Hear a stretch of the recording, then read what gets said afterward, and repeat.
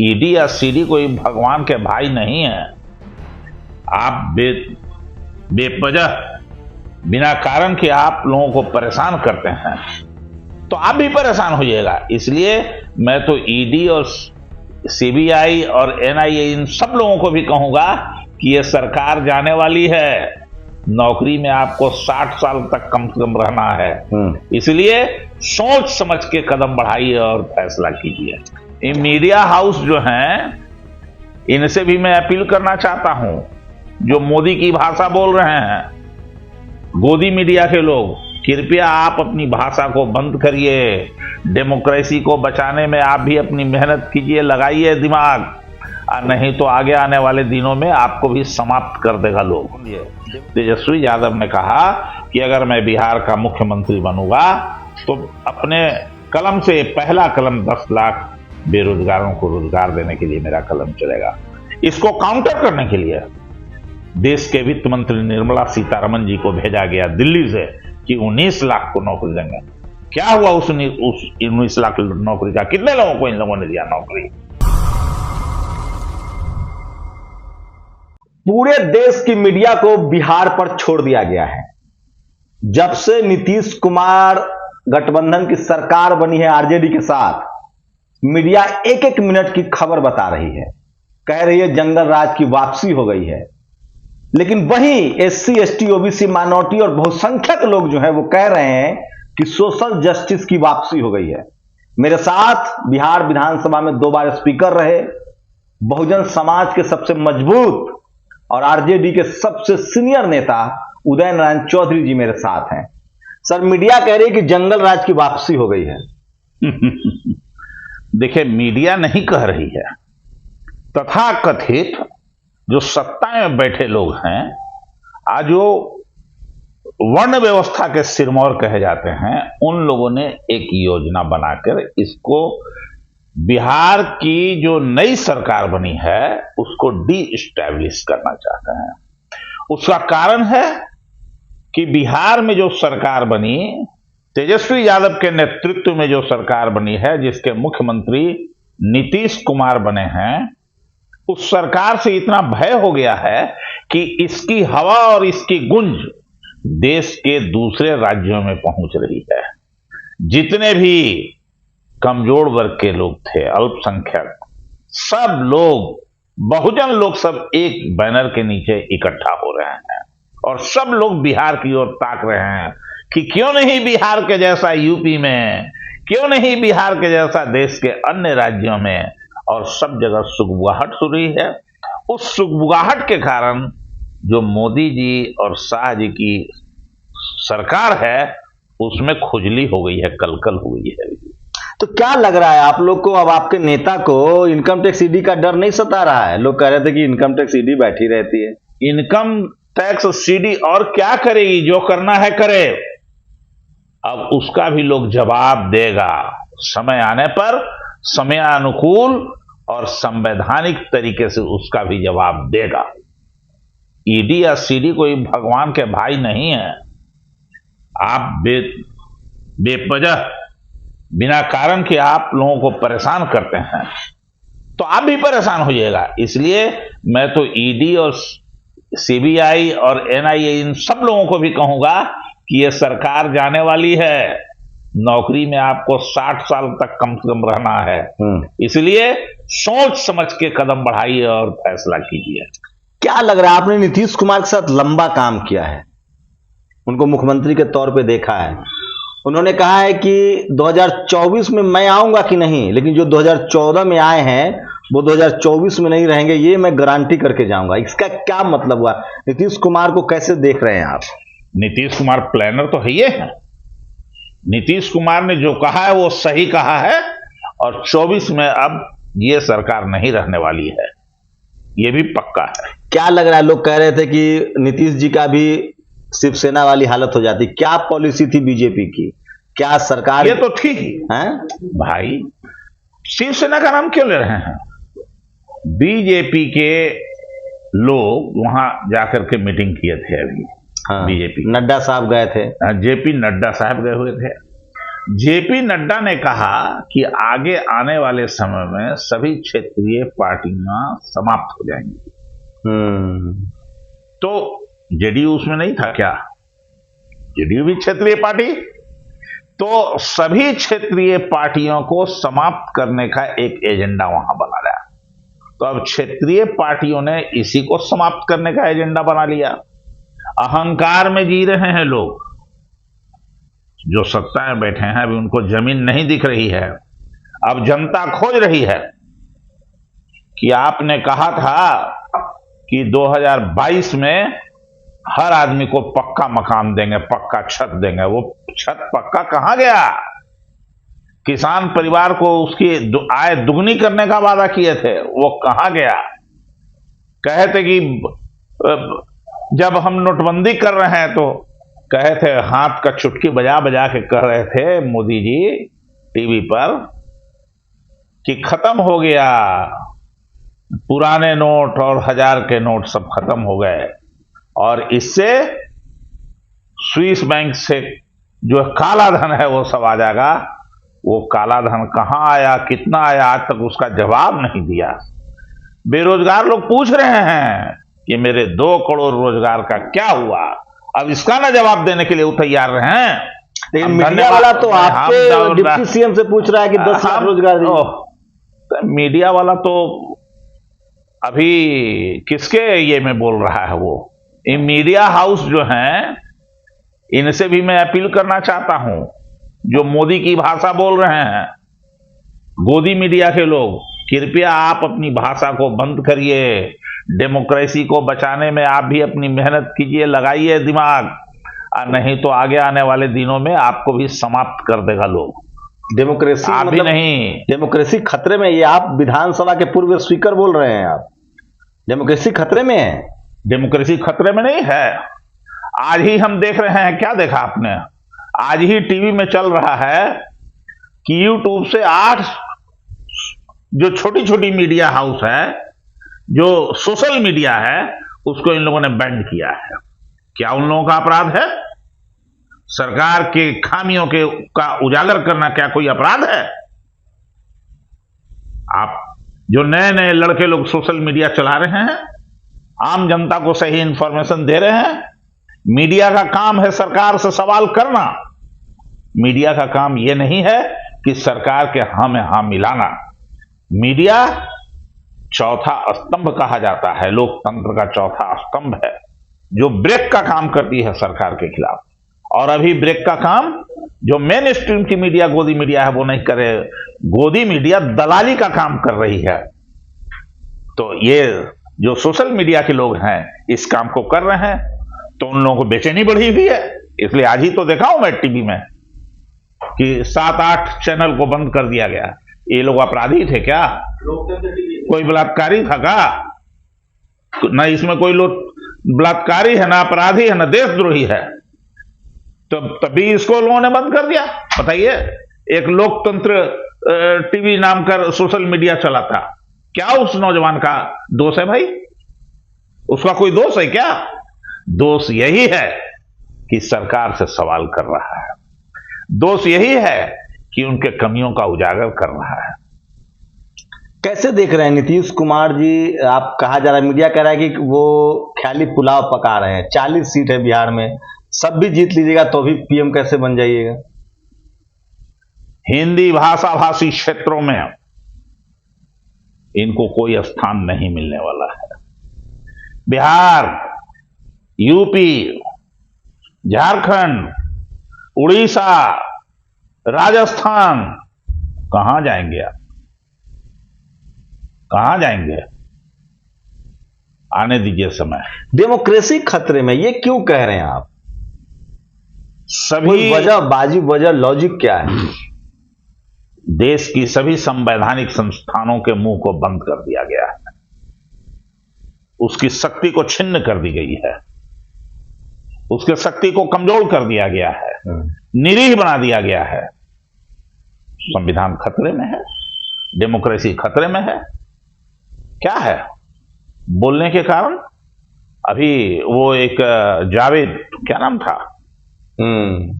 अच्छा, वो जो फैक्ट चेकर, हाँ, ऑल्ट न्यूज के जुबैर को सुप्रीम कोर्ट ने क्या कहा उसके बारे में? अब सरकार क्या कही उसके बारे में? क्या अपराध है उसका? केवल हिंदू मुसलमान। रोजगार चाहिए, पेट को अनाज चाहिए, तो केवल अडानी अंबानी के लिए आप काम करते रहिए अपना। ये जो पूरा मसला हुआ एकाएक, जो नीतीश कुमार आप लोग के गठबंधन में आ गए हैं, आप तेजस्वी के बहुत करीबी लोगों में से हैं, बहुत सम्मान है आपका, लालू जी से भी आपके अच्छे संबंध हैं। ये कैसे एकाएक फैसला हुआ? लोग कह रहे थे कि मुख्यमंत्री को लेकर नहीं मानेंगे, तेजस्वी बहुत रिजिड हैं, लालू जी हैं, कैसे? तेजस्वी यादव बिहार का नेता ही नहीं है, उगता हुआ सितारा है और देश का भविष्य है तेजस्वी यादव ने इस बात को समझा कि देश में भाजपा के ऊपर लगाम लगाना जरूरी है। व्यक्तिगत इंटरेस्ट को छोड़ दिया उसने, व्यक्तिगत स्वार्थ को ताखा पर रख दिया तेजस्वी यादव ने, और नीतीश कुमार को अपना मान लिया मुख्यमंत्री। लोग कह रहे थे कि उनके पास ज्यादा विधायक है, पिछली बार नीतीश जी ने उनके साथ गठबंधन तोड़ लिया था, तो वो अब नहीं मानेंगे कि हम बिना मुख्यमंत्री के हम गठबंधन में आए। यही तो तेजस्वी यादव की उदारता है, महानता है। यही उसकी महानता तो भाजपा के दिल में अब खटक रहा है। ये आप लोग की सलाह थी, तेजस्वी यादव का फैसला था, या लालू जी का ये था राजनीतिक सूझबूझ कि नहीं हमें बिहार बचाना है या डेमोक्रेसी बचानी है, इसलिए हम सेक्रीफाइस करेंगे? तेजस्वी यादव इतने सूझबूझ वाले हैं कि बहुत ज्यादा दूसरे की सलाह की उनको जरूरत नहीं है। तेजस्वी यादव अल्प समय में ही, कम उम्र में ही अपनी विद्वता को, अपने ज्ञान को दिखाने का काम किया है। वो तो विधानसभा का लोग कहते थे ना, विधानसभा में एज प्रतिपक्ष के नेता के रूप में जो भाषण है, यही काफी है तेजस्वी यादव को समझने के लिए। अब नीतीश जी बहुत हम्बल दिख रहे हैं तेजस्वी के प्रति, बहुत सम्मान दे रहे हैं, साथ बैठा रहे हैं। उस दिन मंत्रिमंडल के शपथ में देखिए साथ बैठाना, आज लालू जी से फूल लेके मिलने गए हैं। क्या लगता है कि बहुत अंडरस्टैंडिंग फिर से वो दौर आने वाला है? तेजस्वी यादव ने कितना सम्मान दिया है, चचा के रूप में सम्मान दिया नीतीश कुमार जी को। ये कोई मामूली बात नहीं है कि क्या लग रहा है कि नीतीश कुमार, लालू यादव, ये सब जो जनता दल जो बिखर गया है, चाहे वो कर्नाटक हो चाहे उड़ीसा हो, सबको एकजुट करने की भी कोशिश होगी, और नीतीश कुमार लालू जी इस काम में भी जब तक क्षमता है, ताकत है, शरीर में खून है, तब तक इस विचार कहें कि लालू जी लगे हैं कि कैसे पुराने जनता दल को एक जगह किया जाए। लालू जी की अपनी सोच है, उनकी चाहत है कि कैसे पुरानी जनता दल को एक जगह किया जाए, बीजेपी माइनस करके। तो लालू यादव की इतनी सलाहियत तो है कि वो मुलायम फैमिली हो, ममता हो, मायावती जी हो, या नवीन पटनायक हो, चाहे देवगौड़ा हो, सबको एक फोन पर, उनके फोन तो सब उठाते हैं। लालू जी इस काम में जितनी क्षमता है, जितनी ताकत है, कहीं पीछे रहने वाले आदमी नहीं है, हमेशा बढ़ चढ़ के आगे बढ़ने वाले हैं। लेकिन अब तो सारे फैसले तेजस्वी को ही करने पड़ेंगे, उनका स्वास्थ्य उतना अच्छा नहीं है, कैसे देख रहे हैं? तेजस्वी को निश्चित तौर से सारे फैसले के लिए अधिकृत किया गया है। राष्ट्रीय जनता दल की पार्टी ने भी पार्टी के लेवल पर तेजस्वी प्रसाद यादव को सारे नीतिगत फैसले लेने के लिए अधिकृत किया है। विधायकों के मीटिंग में किया, पार्टी के मीटिंग में किया, कई बार 2-3 बार सब लोगों ने मिलजुल करके तेजस्वी यादव को अपना नेता मान लिया है, स्वतः मान लिया है, नेचुरल मान लिया है। और तेजस्वी यादव को मदद करने में, सलाह देने में, तेजस्वी यादव को डांटने फटकारने में भी लालू जी का अहम रोल है। समय समय पर सब रोल करते हैं। अभी सुशील मोदी कह रहे थे कि 5 यादव को मंत्री बना दिया गया, जबकि आपका जो कॉम्बिनेशन है 17 पिछड़ा, 5 शेड्यूल कास्ट, 5 माइनॉरिटी और 6 सवर्ण है। ये सब लोग जो ये बात करते हैं ना, आरोप लगाते हैं ना, ये लोग अपना इतिहास नहीं देखते हैं। इन लोगों को सब हाय शर्म सब भूल गए हैं ये लोग। जनाधार कौन है राष्ट्रीय जनता दल का? 18 साल से राष्ट्रीय जनता दल विपक्ष में है और मजबूती के साथ बीजेपी को चुनौती दे रहा है। तो जो लोग साथ में हैं, जात की बात छोड़ दीजिए, चाहे यादव हो चाहे मुसलमान हो, क्या उनको साथ लेना अच्छा नहीं है क्या? जो सब दिन लड़ाई लड़ते रहा। तो भाई आपके पास आपका अखबार है, आपका कलम है, आपके पत्रकार हैं, आपका टीवी है, मीडिया है, सब आप है, जैसे चाहिए वैसे लिखिए, जैसे चाहिए लोगों को सुनाइए। तो इसीलिए तो हम लोगों ने टीवी देखना बंद कर दिया, अखबार पढ़ना बंद कर दिया। टीवी, ये दलित, पिछड़ा, आदिवासी और नेता, मुस्लिम नेता इतनी परवाह क्यों करते हैं टीवी की? जैसे योगी जी ने सारे मुकदमे अपने आप पर से खत्म कर लिए, क्या लालू फैमिली अब उनकी सरकार है, उनको भी करना चाहिए? लोक लाज तो अब है नहीं, अपने मुकदमे वापस ले ले सारे, उनकी सरकार है। ये सरकार तेजस्वी यादव और तेजस्वी यादव की सरकार और नीतीश जी की सरकार नियम कानून से चलने वाली है, संवैधानिक तरीके से चलने वाली है। जो जरूरत समझा जाएगा वो जरूर फैसला करेंगे। युवाओं को लेकर क्या है, मतलब नौकरियों की जो सवाल उठ रहे हैं, अभी तेजस्वी ने कहा कि 23,000 नौकरी स्वास्थ्य विभाग में देंगे, मंत्रालय जिस तरह से मिला है, आगे क्या प्लानिंग है आप लोगों की? तेजस्वी यादव ने जो भी वादा किया है पिछले चुनाव में, अपने वादा पर एकदम खड़े हैं, स्टैंड ले रहे हैं, और नीतीश कुमार भी उसमें साथ दे रहे हैं। अभी तो उनको ना बताना चाहिए, जो लोग कूद करके दिल्ली से गए थे पटना यह कहने के लिए, जब तेजस्वी यादव ने कहा कि जब मैं मुख्यमंत्री बनूंगा, सुनिए, तेजस्वी यादव ने कहा कि अगर मैं बिहार का मुख्यमंत्री बनूंगा तो अपने कलम से पहला कलम 10 लाख बेरोजगारों को रोजगार देने के लिए मेरा कलम चलेगा। इसको काउंटर करने के लिए देश के वित्त मंत्री निर्मला सीतारमण जी को भेजा गया दिल्ली से कि 19 लाख को नौकरी देंगे। क्या हुआ उस 19 लाख नौकरी का? कितने लोगों को इन लोगों ने दिया नौकरी? या आज भी उसको देख लीजिए, मोदी जी ने कितने लोगों को नौकरी दिया? बीजेपी के लोगों ने, इन लोगों ने कहा, मोदी जी ने खुद कहा कि 2 करोड़ बेरोजगार नौजवानों को रोजगार देंगे हर साल। कितने लोगों को रोजगार दिया? ये तो झूठ बोलने वाली सरकार है, हुकूमत है। सुबह से शाम तक कभी सच बोलती ही नहीं है, झूठ बोल के कह देगी तो जुमला था, ये जुमला बना देंगे उसको। ये झूठ बोलने वाली हुकूमत है। झूठ बोलना हो तो इन लोगों से सीखिए, लेकिन हम लोग सही सही बोल करके सही सही लोगों को वादा करने वाले हैं, जिसका नाम है राष्ट्रीय जनता दल, जिसका नाम है तेजस्वी प्रसाद यादव, जिसका नाम है नीतीश कुमार। एक आखिरी सवाल, प्रधानमंत्री के उम्मीदवार आपकी पार्टी भी नीतीश कुमार को प्रोजेक्ट करेगी? अभी चुनाव हो रहा है क्या? भाई आप लोग भी ऐसी बात करते हैं। 2024 में तो चुनाव है ना, उसी जब चुनाव होगा तो देखा जाएगा। अच्छा, ये बात सही है कि 2024 में ही तेजस्वी यादव मुख्यमंत्री बन जाएंगे और नीतीश जी प्रधानमंत्री के लिए कैंपेन शुरू करेंगे। 24 में मुख्यमंत्री तेजस्वी यादव हो जाएंगे। तेजस्वी यादव बिहार के नेचुरल लीडर हैं। तेजस्वी यादव बिहार के नेचुरल नेता हैं विधानमंडल के। वो सवाल नहीं है, तेजस्वी यादव ने नीतीश कुमार को चुना है अभी। तो लोग कह रहे हैं कि 2024 में ही मुख्यमंत्री बन जाएंगे और उन्हीं के नेतृत्व में 2025 का चुनाव होगा। लोग का सुने कि जो हो रहा है वो देखें, विधानसभा के विधायकों को देखें, विधानमंडल को देखें।